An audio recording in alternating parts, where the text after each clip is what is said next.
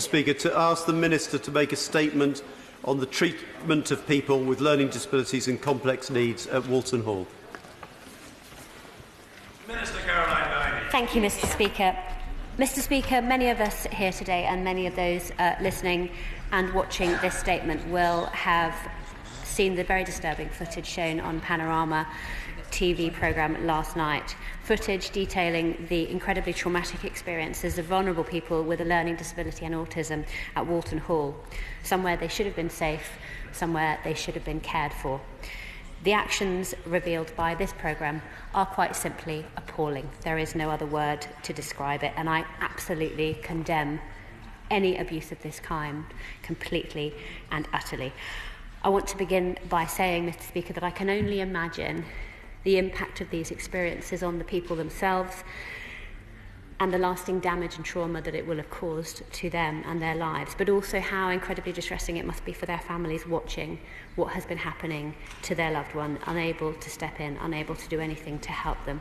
Utterly tragic. On behalf of the health and care system, Mr. Speaker, I am deeply sorry that this has happened. As honourable members will be aware, unfortunately, this is not an isolated incident. We have heard reports like this before, and that's why there have been a number of reports published actually even this week into the care of people with a learning disability and autistic people in inpatient settings.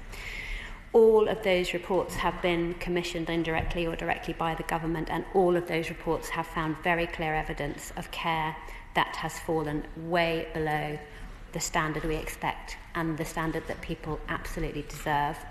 The allegations of abuse at Walton Hall were shared with my department, with NHS England, with the Care Quality Commission and the provider ahead of the programme airing yesterday. Immediate steps were taken to ensure the safety of the patients, including ensuring that safe staffing levels were maintained following the suspension of a significant number of individuals, staff, by the provider. A Walton Hall incident coordination group was established involving NHS England, NHS Improvement, Signet as the owner, CQC's regional head of inspection, the local clinical commissioning group and the local authority. Durham Constabulary opened a criminal investigation earlier this month, and the CQC and NHS England are supporting their inquiries. Mr. Speaker, while this investigation is ongoing, I can't comment on specific incidents or individuals depicted, as you will understand, but the evidence presented, including but not limited to the panorama footage, must be thoroughly examined. Where those investigations find that allegations of abuse of substantiated action will be taken. One thing we can all be clear on, Mr. Speaker, is that what was shown last night was not care, nor was it in any way caring. And suffice to say that I am very clear in my mind of the nature of what was occurring at Walton Hall. There are three questions that we need to consider urgently. One, was the activity in Walton Hall criminal? The police investigation is looking at this. Two, is the regulatory and inspection framework working for these type of services? We want to know why, after whistleblowing concerns had been raised, was the outrageous culture and behaviour at Walton Hall not identified? What went wrong? We'll be working to understand in detail the timeline of events, the actions taken and where this might have been addressed earlier. And number three, was the oversight of commissioners fit for purpose? Where were the CQC and NHS England in this? There are also a range of questions about, more broadly, about whether these types of institutions and these type of inpatient settings are ever an appropriate place to keep vulnerable people for any extended length of time, why community provision is not sufficient, and work is continuing on all of these subjects as well. We know the problems that exist in this system, and, Mr. Speaker, we are utterly determined to address them. Thank you, Mr. Speaker, and I thank the Minister for that response. Last night's panorama was deeply shocking and particularly distressing for any family who has a loved one in an institution worried about their own safety. People with learning disabilities and autism mocked, intimidated, taunted and provoked, care workers admitting to deliberately hurting patients, behaviour appropriately described as psychological torture. Individuals responsible must be held to account, but so must the provider that allowed this dreadful culture to persist. Will there now be an investigation by the Health and Safety Executive into possible criminal prosecution against them? But the truth is that 7 years on from Winterbourne View, the system continues to sanction a model of care that is outdated and wrong. If people are contained in institutions a long way away from home, awful things will happen behind closed doors? Will the Secretary of State now take personal responsibility to close down institutions providing the wrong model of care? Why does the CQC continue to register new institutions offering inappropriate institutional care? Do they need new powers? And what lessons must we learn from the fact that the CQC rated this place as good? Is this another case of whistleblowers not being listened to? How much was Signet charging the NHS per week for this awful abuse and neglect?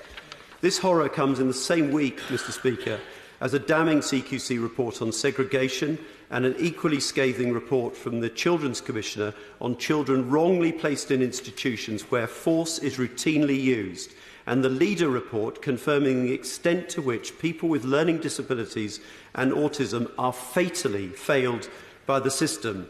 Does the Minister accept that we are tolerating widespread human rights abuses? Is it true that the government moved the publication of the CQC report forward to preempt the Panorama report? What families want is not another review. They want action to protect their loved ones. Will the government take action to end the endemic use of restraint, including face-down restraint, against both adults and children 5 years after I issued guidance to that end? When will the government tell us what will replace transforming care? It ended in March and we're still waiting. Hardly a sense of urgency. And finally, will there be substantial investment now in developing community facilities so that people with learning disability and autism have the chance of a good life that the rest of us take for granted? Minister. Thank you, Mr. Speaker. The debate today reflects the view that I'm certain we all hold, Mr. Speaker, and I thank the honourable gentleman for raising all the questions that he had. The culture and behaviours shown on yesterday's television programme are absolutely abhorrent, and we must stamp them out. More broadly, it's very clear from the reports that he's spoken about, which were published earlier this week, that we need to do much more to improve the quality of care in mental health wards for people, for anyone with a learning disability or autism. And I want to provide reassurances to the House that we absolutely recognise this and the steps that are being taken to address it. Mr. Speaker, society is very rightly judged on the way that we treat our most vulnerable citizens, and it's not just about reviewing a few individual cases where things went wrong. It's about a system, and it's about a system across health and across education and across social care and across criminal justice that actually all needs to change. Today, people will very rightly be very angry about what's happened on last night's television programme, and we want answers to that, but also they will rightly be very angry that 8 years after Winterbourne View we have another scandalous case with vulnerable people with learning disability or autism on the receiving end, and the question will rightly be asked what action has been taken and what more we need to do. So 6 months ago, the Secretary of State, as the honourable gentleman will know, commissioned the CQC report on segregation, seclusion, restrictive practice. The fact that that report was published earlier this week is simply because of the fact that the publication due date was supposed to be the 31st of August, which is during recess. And he will know that the Department has come under an enormous amount of criticism in the past for either publishing reports when Parliament is in recess, post an election, or when the House isn't sitting, or publishing late, and we wanted to avoid all of those things. So that was why the date was brought forward. The publication was ready, and so we took a view to publish it. The publication of the Leader report, of course, was up to NHS England and as an independent document. So the actions we announced in response to the CQC commissioned report on Tuesday, I think, confirm how seriously we take this issue. We're adamant that no stone should remain unturned in identifying problems, in identifying poor practice and care which falls short of, quite frankly, what we would expect for our own family. However, I don't think this is about segregation or seclusion or failings at specific hospitals, but actually the need for far better oversight more generally. So where it's essential that somebody has to be supported at distance from their home, we'll make sure that those arrangements are supervised. We won't tolerate having people out of sight and out of mind. Where someone with a learning disability or an autistic person has to be an inpatient out of area, they will now be visited every 6 weeks if they're a child and every 8 weeks if they are an adult on site. The host clinical commissioning group will also be given new responsibilities to oversee and monitor the quality of care provided in their area. So it's not just a case of an issue for the regulator, it's actually also a case of an issue for those that are actually commissioning this care. We've got to be very clear that improving the quality of specialist inpatient care is absolutely critical. But we are committed to stopping people from going into crisis and being admitted into this inpatient care in the first place, and that's what transforming care is about. Transforming care hasn't finished. Transforming care continues. It was highlighted in the NHS long-term plan that the Better Futures, the Transforming Care programme, building a better future is continuing, and we are renewing and redoubling efforts to make sure that we're reducing the number of people in an inpatient setting by 35%. So far it's 22% from 2015, but that endeavour continues. He also highlighted the report from the Children's Commissioner on Monday, and we also take the issues that they spoke about very seriously. Now, he's asked a number of questions, and I think a lot of them are answered in the 3 questions that I highlighted earlier. Those are the questions that we'll be addressing over the coming weeks. Where there have been failings, these will be addressed. So the sort of criminal liability, the oversight, and the commissioning. We also know that autistic children often have a range of needs and supports that must be joined up, and that's why we're reviewing our whole entire autism strategy, Mr. Speaker, and we'll be extending it to include children. We also know that autistic children have a range of needs and supports that must be joined up. As part of the implementation of the NHS long-term plan, there will be a concerted effort into implementing arrangements to ensure that those at the highest risk of admission to a specialist hospital are getting the help that they need, and we'll ensure that every area has a dynamic support register in place. We think staff in these settings must be much better trained, Mr. Speaker, in awareness of learning disability and autism. That's why we've had a very thorough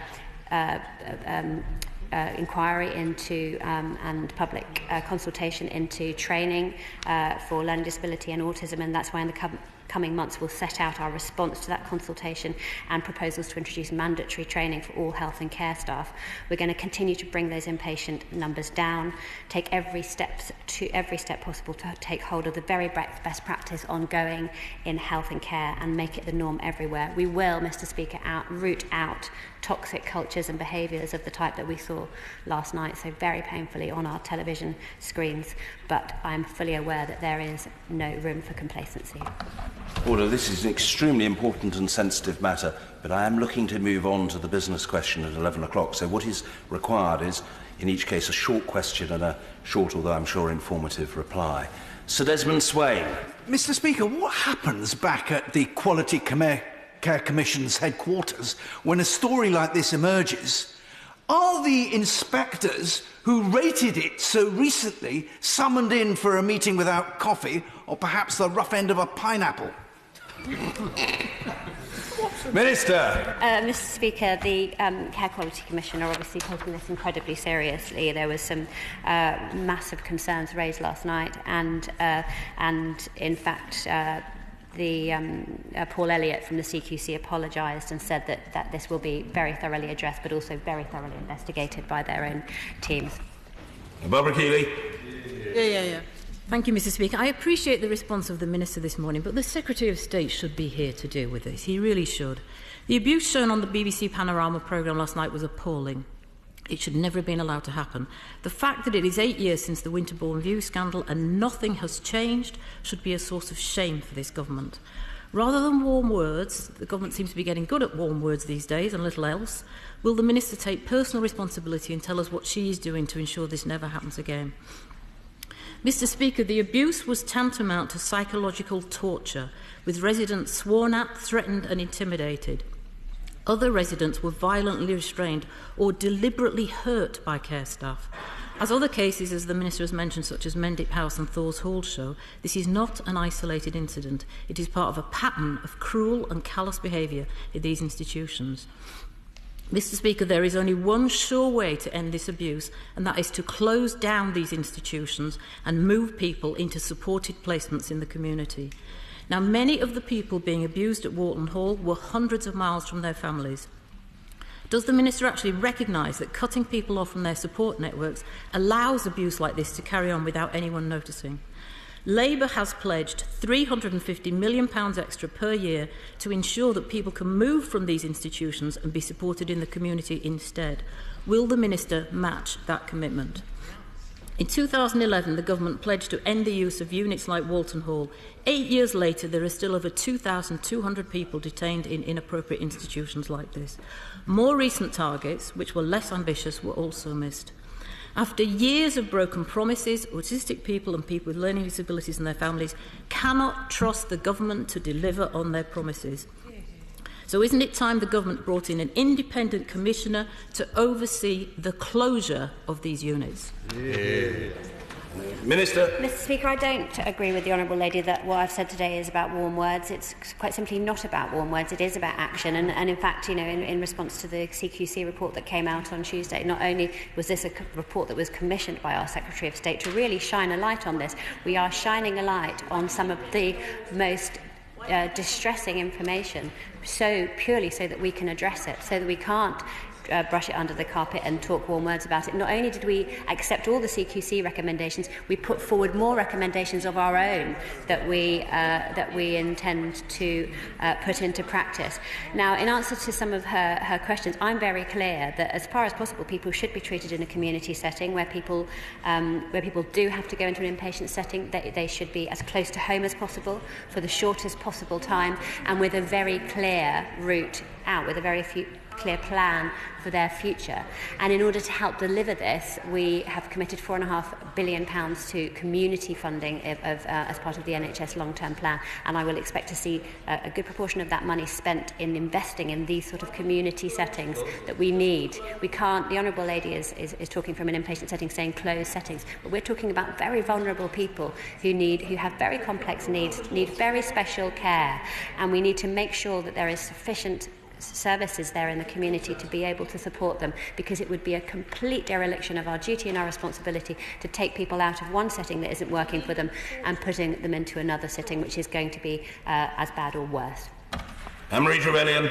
Thank you, Mr. Speaker. I thank the Minister for her very robust efforts to try to get to grips with this. But the concerns I've heard from my constituents overnight are that they have no confidence in the CQC if assessing Walton Hall as good was something that they think they could get away with. If it has to take an undercover investigator to highlight what whistleblowers are not getting the message through, why are we not, the Government, now taking immediate action to actually go and properly investigate every single inpatient centre to make sure that the Minister herself can look us all in the eye and say, I know where the places are safe and where they are not? Minister. Mr. Speaker, my honourable friend is absolutely right to raise this. I think the CQC themselves had admitted, and actually, in actual fact, I think that some of the engagement that they've been taking part in social media over the last 24 hours has actually been unprecedented in its level of frankness and openness and a desire to change and to make this better. It's been very disturbing for everybody concerned, and it's true that NHS England have started an enhanced oversight and scrutiny of this particular group's other learning disability and autism settings to try and make sure that we're not going to uncover any more stories of this horror. Mrs. Ellen Goodman. Thank you, Mr. Speaker. What was revealed on Panorama last night was truly horrific. This was public service broadcasting at its best, but it should not have taken the BBC to uncover this. The CQC got this totally wrong. Whatever the failings of the CQC, ultimate responsibility must lie with those who own and manage these homes and make money out of it. So I'm extremely concerned to hear that the Minister has put Signet onto the body that's going to look into this. They may end up needing to be prosecuted. There's a clear conflict of interest here. And finally, The government needs to fund these services properly. It is no good having people who are not qualified and not properly paid working with the most vulnerable people in our society. Minister! Mr. Speaker, I think I should just clarify.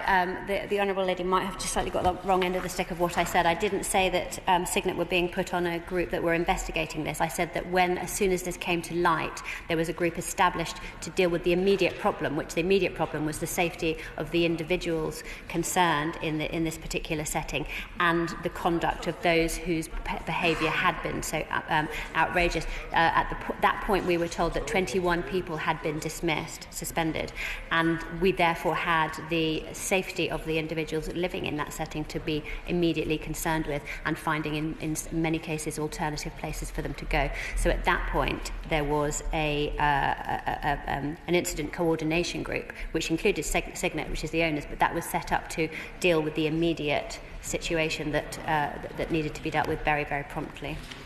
John Howe. Thank you, Mr. Speaker. The NHS has been using a system of ambulatory care, particularly to deal with elderly patients by treating them in their home plus a hospital visit. Why hasn't this been rolled out quicker to those with learning disabilities and autism? Minister.